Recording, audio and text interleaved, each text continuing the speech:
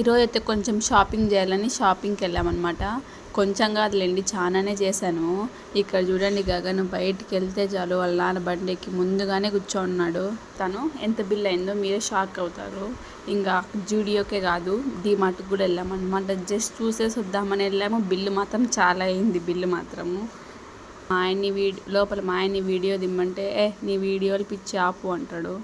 అందుకే తీయించుకోలేదనమాట. ఇంకా బయటకు వచ్చి నేనే తీసుకున్నాను. ఇక్కడ గగన్ చూడండి ఏం ఏడుస్తాడు. భలే అతే అండి స్వామి, వీడు మాత్రము అస్సలు పట్టుకోలేము.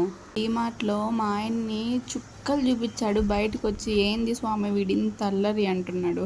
ఇక్కడ నేను ఎత్తుకున్నా కూడా జారిపోతున్నాడు నా దగ్గర నుంచి. ఇంకా సర్లే అని వాడి డాడీ వెనకాల కూర్చుంటే కొంచెంసేపు కూర్చున్నాడు.